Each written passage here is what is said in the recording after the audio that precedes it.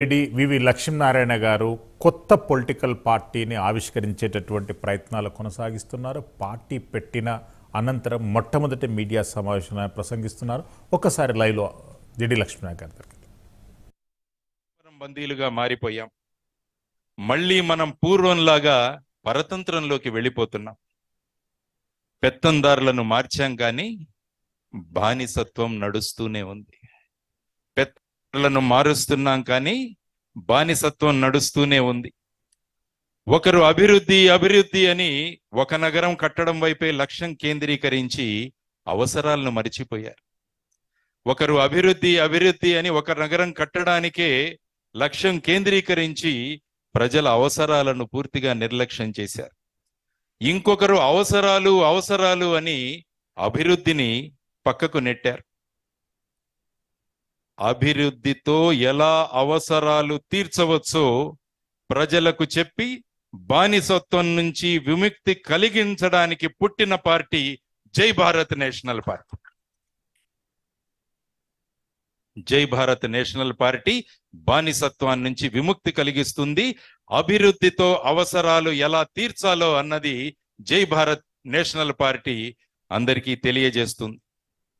ఒకప్పుడు మన రూపాయి డాలర్ స్థాయితో సమానంగా ఉండేది.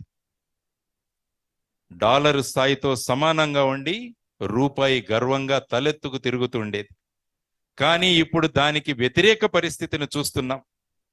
డాలరు శాసిస్తుంటే రూపాయి తల వంచుకొని దాస్యం చేసే దుస్థితికి దిగజారిపోయింది.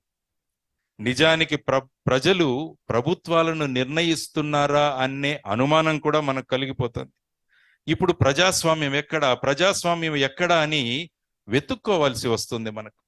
మనం పుస్తకాల్లో చదివిన ప్రజాస్వామ్యం, మనకు పెద్దలు చెప్పిన ప్రజాస్వామ్యం ఎక్కడా అని వెతుక్కోవాల్సిన పరిస్థితిలో మనమందరం కూడా ఉన్నాం. దీనికి పరిష్కారం కలిగించడానికే పుట్టింది జై భారత్ నేషనల్ పార్టీ అని మరి ఒకసారి మీ అందరికీ తెలియజేస్తున్నా. గతంలో ఎన్నడూ లేని విధంగా మేధావులని ఆర్థికవేత్తలని ఉక్కు పాదాల కింద తొక్కుతున్న దుస్థితి మనం ఇప్పుడు గమనిస్తున్నాం. సామాజిక బాధ్యత కలిగి నిర్మాణాత్మకమైన సృజనాత్మకమైన విమర్శలు చేస్తున్న వ్యక్తులను నిరంకుశంగా జైళ్లకు పంపిస్తున్నారు. చాలా సంవత్సరాల నుంచి చూస్తున్నాం. ఇది నిస్సహాయంగా నిస్తేజంగా చూస్తూ మనమంతా ఉండిపోయాం. రాష్ట్రంలో శాంతి భద్రతలు మానవ హక్కుల రక్షణ చక్కగా ఉంటే మేము రావాల్సిన అవసరం ఉండేది కాదు. అవి లేవు కాబట్టి వాటిని దారిలో పెట్టడానికి పుట్టింది జై భారత్ నేషనల్ పార్టీ. శాంతి భద్రతలను మానవ హక్కుల రక్షణను కల్పించడానికి పుట్టింది జై భారత్ నేషనల్ పార్టీ. రాష్ట్రంలో ఒక్కసారి గమనించండి, మన రాష్ట్రంలో మరెక్కడా లేని విధంగా 1000 కిలోమీటర్ల సముద్ర ప్రాంతం కలిగి ఉంది. మన రాష్ట్రంలో సుమారుగా 1000 కిలోమీటర్లు. మీరు అనుకుంటే ఈ 1000 కిలోమీటర్లను గనక మనం చక్కగా అభివృద్ధి చేయగలిగితే రాష్ట్రంలో ఉన్న సగం జనాభాకి మనం ఉద్యోగ కల్పన చేయవచ్చు. ఉద్యోగాలు మనం ఇక్కడే సృష్టించవచ్చు. భారతదేశం, ముఖ్యంగా ఆంధ్రప్రదేశ్ అన్నది వ్యవసాయ ప్రాధాన్య రాష్ట్రం. అందువల్ల గ్రామాలలో పరిశ్రమలు గనక మనం ఏర్పాటు చేయగలిగితే, గ్రామములలో పరిశ్రమలు గనక మనం ఏర్పాటు చేయగలిగితే, గ్రామములలో వ్యవసాయ ఆధారిత పరిశ్రమలు గనక మనం పెట్టగలిగితే, ఫుడ్ ప్రాసెసింగ్ ఇండస్ట్రీస్ గనక మనం పెట్టగలిగితే ఎంతో ఉపాధి మనము గ్రామాలలోనే చేయవచ్చు. మన యువత వేరే ప్రాంతాలకు వెళ్లాల్సిన అవసరమే ఉండదు. అటు హైదరాబాదు కావచ్చు, ఇటు బెంగళూరు కావచ్చు, ఇటు వెళ్లాల్సిన అవసరమే ఉండదు. కాబట్టి ఇటువంటి అవసరాలు ఏది అని గుర్తించి దానికి సందర్భంగా ఏ విధమైన పాలసీ ఉండాలి, ఏ విధంగా మనం రాష్ట్రానికి ముందుకు తీసుకువెళ్ళాలి, ఏ విధంగా ఉపాధి కల్పించాలి. ఎందుకంటే కాలేజీలు పెడుతున్నాము, అనేక డిగ్రీలతో బయటకు వస్తున్నారు మన యువతరం. కానీ ఎక్కడ ఉపాధి అవకాశాలు? మొన్న విశాఖపట్నంలో జాబ్ మేళా మేము కండక్ట్ చేస్తే సుమారుగా 3000 మంది వచ్చారు. అందులో 75% మంది ఇంజనీర్లే. అంటే ఉద్యోగాలు దొరకడం లేదు, ఉపాధి దొరకడం లేదు. దానికి ప్రధానమైన కారణం పాలసీలు చక్కగా నిర్మాణం చేయబడడం లేదు. గ్రామీణ ప్రాంతంలో ఉన్న అద్భుతమైన అవకాశాలను మనం పట్టించుకోవడం లేదు.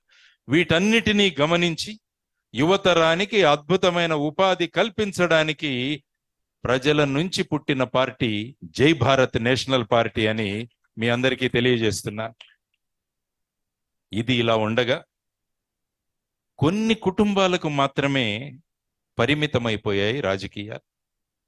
వాళ్లే తిరుగుతున్నారు, అవే ముఖాలు. ఈ పార్టీ నుంచి ఆ పార్టీకి, ఆ పార్టీ నుంచి ఈ పార్టీకి, లేకుంటే ఒక నియోజకవర్గం నుంచి ఇంకొక నియోజకవర్గంకి, ఈ విధంగా తిరుగుతూ ఉన్న రాజకీయాలు మనం చూస్తుంటే కుటుంబ పాలన అన్నది ఎప్పుడో అన్నారు. మనము రాచరికాలు ఏవైతే ఉన్నాయో అవి కుటుంబ పాలనని చెప్పేసి వాటిని వద్దన్నాం మనం. కానీ ప్రస్తుత రాజకీయాలు మొత్తం దేశంలోనే చూస్తుంటే మళ్ళా కుటుంబ రాజకీయాల దిశగా వెళ్ళిపోతున్నాయి. ఎవరో నాన్నగారు ఏదో హోదాలో ఉన్నారని ఖచ్చితంగా వాళ్ళ పిల్లలకు కూడా మళ్ళా హోదాలు రావాల్సిందే. ఆ విధమైన పరిస్థితులు ఉన్నప్పుడు ప్రజలు ఏమవుతున్నారు? ప్రజలకు సురక్ష ఉందా అని ఆలోచిస్తుంది. ఒకరు బ్లాక్ కమాండో సెక్యూరిటీలో ఉన్నారు, ఇంకొకరు పరదాల సెక్యూరిటీలో ఉన్నారు.